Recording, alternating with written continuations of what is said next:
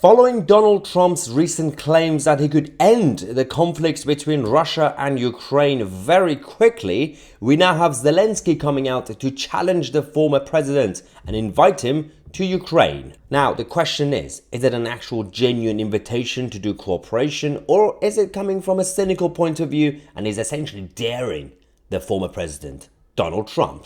I mean, first we have to look at their relationship, and ever since Trump became president in 2016 and beginning of 2017 when he took control of the office, didn't really go down too well. And of course Zelensky was in a different phase because it was before the conflict and he even looked different. He's become more round.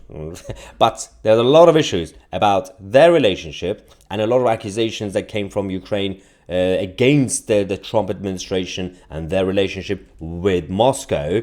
But of course, things have changed.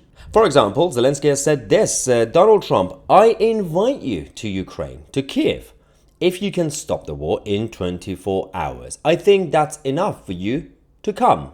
Again, let's not forget that Zelensky's government over the last few years have accused Trump of being too friendly with Putin and essentially accused him of being on the side of Vladimir Putin. But in reality, Donald Trump's team has also come out to say, well, no. There's one thing to, for example, objectively say this leader is strong or that leader is weak. And there's a whole different issue to actually defend or support a team or a tribe. They're basically implying that it doesn't mean that we're on the side of Kremlin. They want to make sure that the world knows that Trump only stands for America and the interest of America. Let's not forget that his whole motto is America first, make America great again.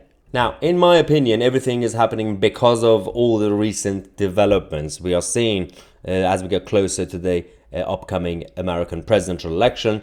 Trump is leading in every opinion poll, not just in terms of the primaries in the Republican Party, but of course, even when the numbers go against versus Joe Biden, or even hypothetical questions, if it's Trump versus Kamala Harris, if it's Trump versus Hillary Clinton, all of them, Trump seems to be winning against all of them. He's doing better in numbers than he did in 2020 or 2016, and even compared to Obama versus Mitt Romney, for example. So everybody is preparing for potential return of Trump unless some mysterious things happen as we get closer to the election. We know that the establishment are getting ready. We know that recently even Zelensky has come out to say, well, we need to do some sort of peace deal. We know that even from Moscow's side, they know that the whole conflict is not sustainable for anybody anymore.